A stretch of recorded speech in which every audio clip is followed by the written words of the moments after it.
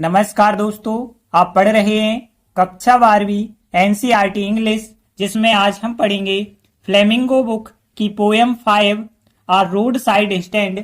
सबसे पहले हम इस पोयम को समझेंगे और उसके बाद इस पोयम के दो इम्पोर्टेंट क्वेश्चन करेंगे। पहला इम्पोर्टेंट क्वेश्चन ये होगा और दूसरा इम्पोर्टेंट क्वेश्चन ये करेंगे, तो ध्यान से समझना। तो देखिए, सबसे पहले हम इस पोयम को समझ लेते हैं कि इस पोयम में जो कवि हैं रॉबर्ट फ्रॉस्ट, ये क्या बताते हैं। देखिए, पोयम का नाम क्या है, आ road side stand. Road side stand यानी एक सड़क किनारे लगा हुआ स्टैंड। स्टैंड मतलब एक प्रकार की दुकान कह सकते हैं। तो देखिए, कवि हमें बताते हैं कि गांव के लोग, जो ग्रामीण लोग होते हैं, वो सड़क किनारे दुकान लगा लेते हैं और जो शहर के लोग होते हैं उस सड़क से गुजरते जाते हैं। जब वो सड़क से गुजरते जाते हैं तो अब ग्रामीण लोग, जो किसान होते हैं, वो उनसे निवेदन करते हैं। वो क्या निवेदन करते हैं कि आप उनकी दुकान के पास रुकिए और आप उनकी दुकान से कुछ ना कुछ सामान जरूर खरीदिए। जो ग्रामीण हैं, जो किसान हैं, उनकी बिल्कुल बच्चों जैसी लालसा होती है, जिसे कवि कहता है बचकानी लालसा। तो ध्यान रखना कि यहाँ पे जो किसानों की लालसा होती है बच्चों जैसी होती है। वो चाहते हैं किसान के जो शहर से आने वाले लोग हैं, जो शहर के लोग यहाँ से गुजर रहे हैं, वे कुछ टाइम के लिए यहाँ पे रुकें और हमारी कोई ना कोई चीज खरीदें, तो थोड़ी बहुत फायदा उनको हो जाएगा। लेकिन ये सब जो उनकी लालसा है, ये सब व्यर्थ हो जाती है, क्योंकि कोई वहां रुकता ही नहीं है। जो शहर के लोग होते हैं वो यहाँ पे कोई रुकते नहीं है इनकी दुकानों के पास। यदि वो रुक भी जाते हैं तो वो गैस खरीदने के लिए पूछते हैं, जैसे वहां गैस मिल रही हो, या फिर दिशा पूछते हैं कि हमें इस तरफ जाना है तो किस रास्ते जाएं। तो ये पूछने के लिए वो रुकते हैं। वो उनकी दयनीय स्थिति को समझते ही नहीं है कि उनकी दयनीय स्थिति कैसी है। तो यहाँ कवि बताते हैं कि किसानों की, जो गांव के लोग हैं, जो सड़क किनारे दुकान लगाए हुए हैं, उनकी दयनीय स्थिति बहुत खराब है। उनकी कोई केयर ही नहीं करना चाहता है। लेकिन कवि जो है उनके प्रति सहानुभूति रखते हैं, मानवता दिखाते हैं उनके प्रति, और गरीब लोगों के प्रति जो है कवि का बहुत अच्छा भाव है। कवि कहता है कि हमारे देश की तरक्की जभी होगी जब गांव जो है हमारा योगदान करेगा। यदि गांव योगदान नहीं करेंगे तो देश की तरक्की नहीं हो सकती। ऐसा नहीं कि शहर शहर जो है तरक्की कर जाए तो पूरा देश तरक्की करेगा, ऐसा जरूरी नहीं है। गांव का भी योगदान होना जरूरी है। इसलिए कवि शहर के लोगों से कहता है कि शहर के लोग उनकी मदद करें, उनकी यानी गांव के लोगों की, जो ग्रामीण किसान हैं, उनकी मदद करें। इस प्रकार से इस पोयम में बताया गया है। तो देखिए, पहला question, what was the plea. Plea का मतलब होता है दलील। तो क्या दलील थी ऑफ द फोक। देखिए, फोक का मतलब लोग होते हैं, तो उन लोगों की क्या दलील थी। हु यानी जो, या जिन्होंने, हेड पुट अप यानी लगाई थी, द रोड साइड स्टैंड यानी सड़क किनारे दुकान। तो देखिए, क्वेश्चन ये है कि उन लोगों की क्या दलील थी जिन्होंने सड़क के किनारे दुकानें लगाई थी। तो देखिए, पोयम में हमने आपको बता दिया है कि जो गांव के लोग होते हैं वो सड़क किनारे दुकान लगा लेते हैं और निवेदन करते हैं शहर वालों से, जो वहां से रोज गुजरते हैं, कि वहां वो रुकें और उनका कुछ सामान खरीदें। उनका ध्यान आकर्षित करने के लिए वो दुकान लगाते हैं और उनकी यही उम्मीद होती है कि जो शहर के लोग हैं हमारा कुछ सामान खरीदेंगे। तो देखिए, आंसर बताया गया है, ग्रामीण लोगों ने अपने सामानों में से कुछ सामान खरीदने एवं वहां रुकने के लिए कुछ ग्राहकों से दयनीयता पूर्वक निवेदन किया। जो शहर के लोग हैं वही तो कस्टमर बनते हैं, तो वही ग्राहक हैं, उनसे उनने निवेदन किया कि आप वहां पे रुकिए और उनके सामान हैं, पूरे तो नहीं खरीद सकते लेकिन उनमें से कुछ तो खरीद लीजिए, क्योंकि शहर के लोग इसी सड़क से गुजरा करते थे। अतः ग्रामीण लोगों ने अपना सामान बेचने और उनका ध्यान आकर्षित करने के लिए सड़क किनारे दुकानें लगा ली थी। तो देखिए, ये 3 लाइन का आंसर है। सबसे पहले हम मीनिंग पता कर लेते हैं, कौन कौन से कठिन हैं, फिर आसानी से हम ट्रांसलेट कर लेंगे। तो देखिए, पहली लाइन यदि हम देखें तो ग्रामीण लोगों के लिए यहाँ पे जो लिखा गया है रूरल फोक्स लिखा गया है। तो ध्यान रखना कि रूरल का मतलब होता है देहाती इलाका या ग्रामीण इलाका को कहते हैं रूरल, और फोक्स का मतलब होता है लोगों की बात हो रही है यहाँ पे। तो यहाँ पे रूरल फोक्स हो जाएगा, ग्रामीण लोगों की बात हो गई। और फिर यहाँ पे सामान, देखिए सामान के लिए आपको पता होगा क्या कहा जाता है, गुड्स कहा जाता है। तो गुड्स यानी होता है सामान। और यहाँ पे अपने, देखिए ग्रामीण लोग बहुवचन हैं, तो अपने के लिए दियर लिखना पड़ेगा, तो दियर गुड्स हो जाएगा। और मैं से, देखिए मैं से को ऑफ कहा जाता है, सम यानी कुछ, और बाय यानी कि होता है खरीदना, एंड यानी एवं हो गया, देयर यानी वहां, और स्टॉप यानी रुकना होता है, तो टू स्टॉप यानी रुकने के लिए। और फिर कुछ ग्राहकों से यानी सम कस्टमर्स यानी कुछ ग्राहकों की बात हो रही है। और फिर दयनीयता पूर्वक निवेदन करना, देखिए निवेदन करना के लिए यहाँ पे निवेदन करना या फिर दलील देना के लिए प्लीड कहा जाता है, ध्यान रखना। और प्लीडेड यहाँ सेकंड फॉर्म लिखा गया है क्योंकि पास्ट सिंपल है, तो निवेदन किया यानी प्लीडेड। और फिर दयनीयता पूर्वक, इसके लिए एक शब्द लिखा गया है पैथेटिकली, तो ध्यान रखना पैथेटिकली का मतलब होता है दयनीयता पूर्वक। और निवेदन करना या फिर दलील करना जो होता है वो होता है प्लीड, प्लीड का सेकंड फॉर्म प्लीडेड होता है। और सामान के लिए गुड्स कहते हैं, रूरल फोक्स मतलब होते हैं ग्रामीण लोग।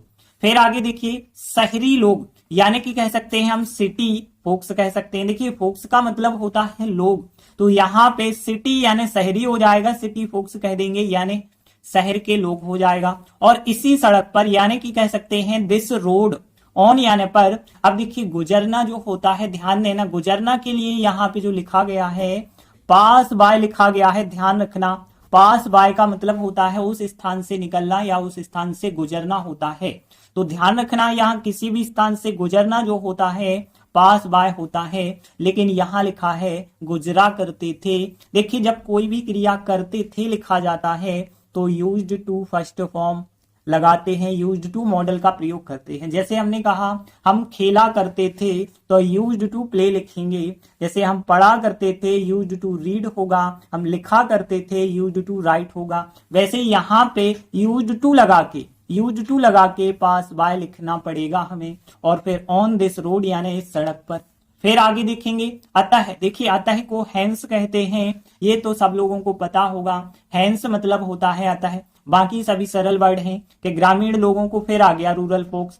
और फिर दियर गुड्स यानी अपना सामान। और फिर बेचना, देखिए बेचना को आपको पता होगा कि बेचना को सेल कहते हैं, एवं यानी एंड। और फिर दियर अटेंशन, अटेंशन यानी ध्यान होता है, तो ध्यान रखना दियर अटेंशन हो गया। और फिर अट्रैक्ट यानी कि आकर्षित करना होता है, टू अट्रैक्ट आकर्षित करने के लिए।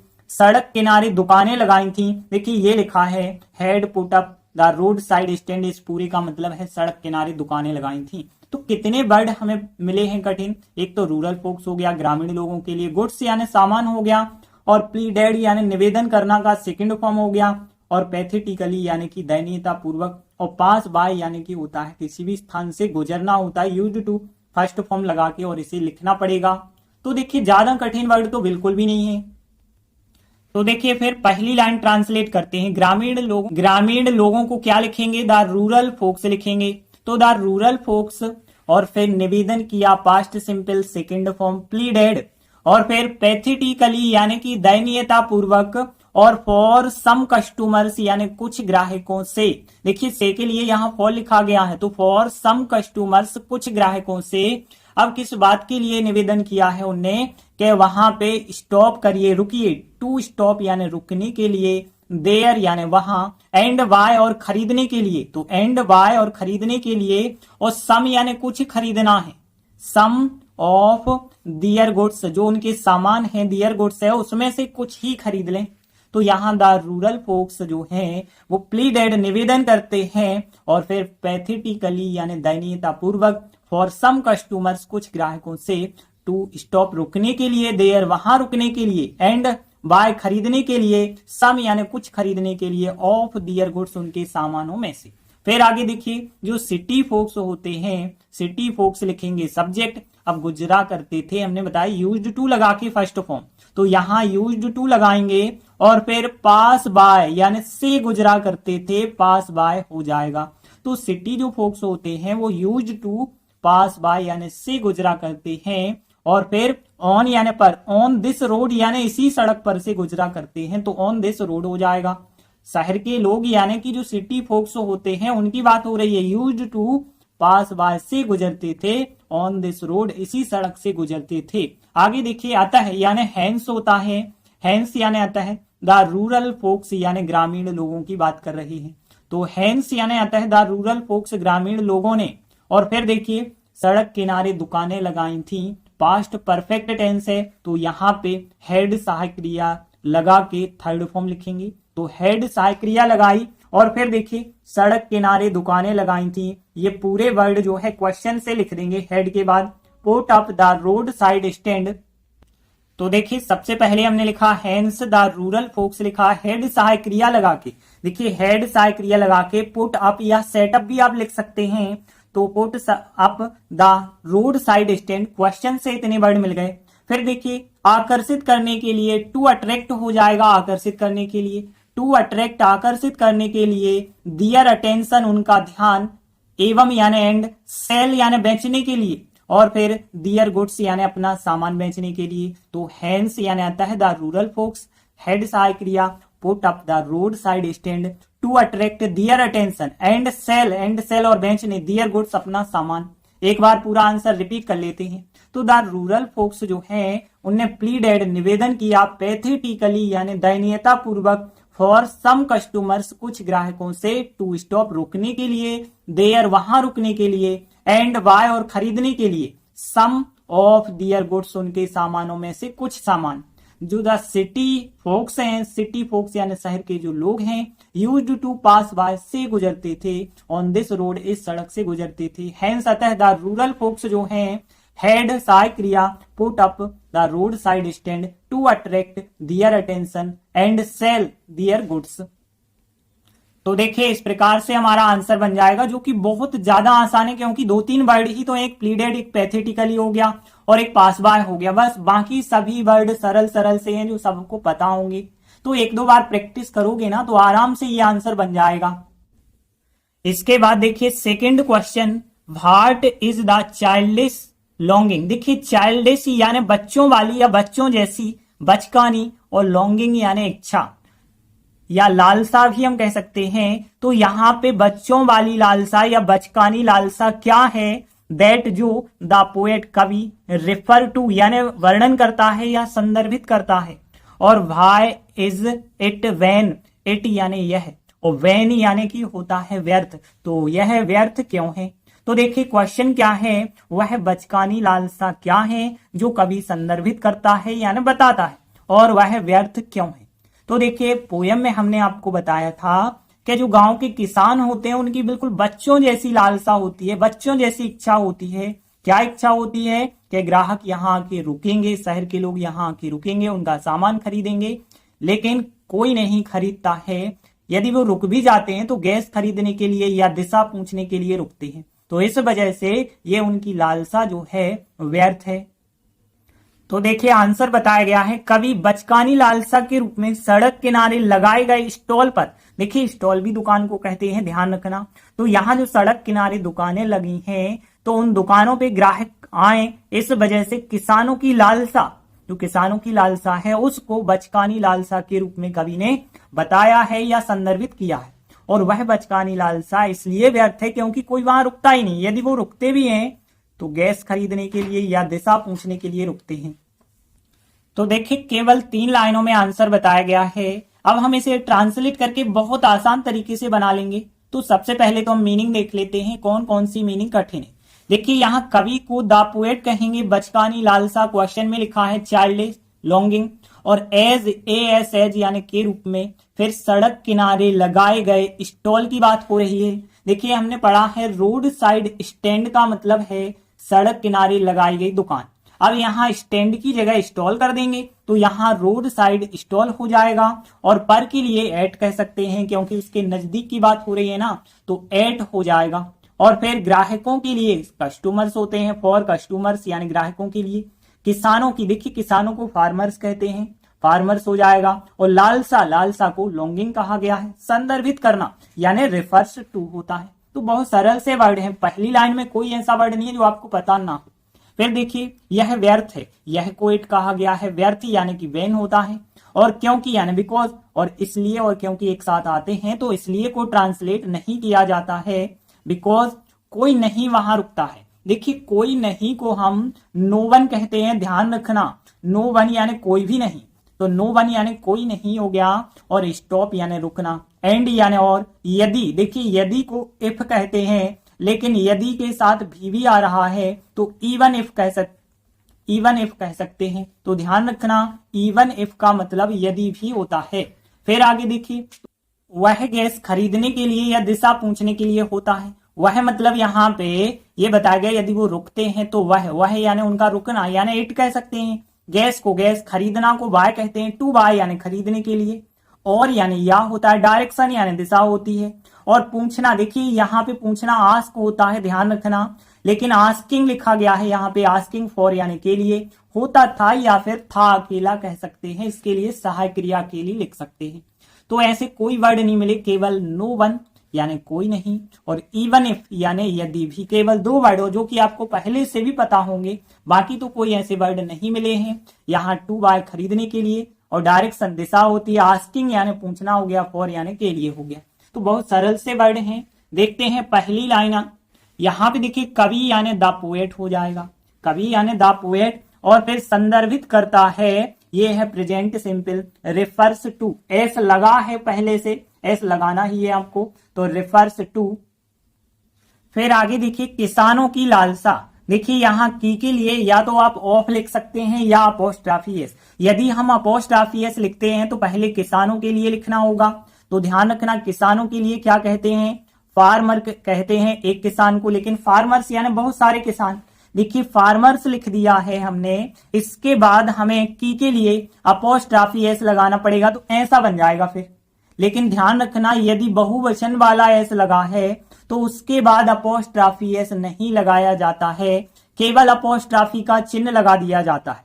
मतलब जो फार्मर्स लिखा है इसके बाद केवल अपोस्ट्राफी का चिन्ह लगा देते हैं, तो इसका मतलब किसानों की हो जाएगा, और लालसा को लॉन्गिंग यहाँ पे लिखा गया है। तो यहाँ फार्मर्स लॉन्गिंग यानी कि किसानों की लालसा, और फिर फॉर कस्टमर्स यानी ग्राहकों के लिए, और फिर एट यानी पर हो जाएगा, और रोड साइड स्टैंड ना कह के स्टॉल कह दिया हमने, कि रोड साइड जो स्टॉल होती है उसकी बात कर रहे हैं, स्टॉल यानी वो भी एक दुकान होती है, तो यहाँ पे रोड साइड स्टॉल की बात कर रहे हैं।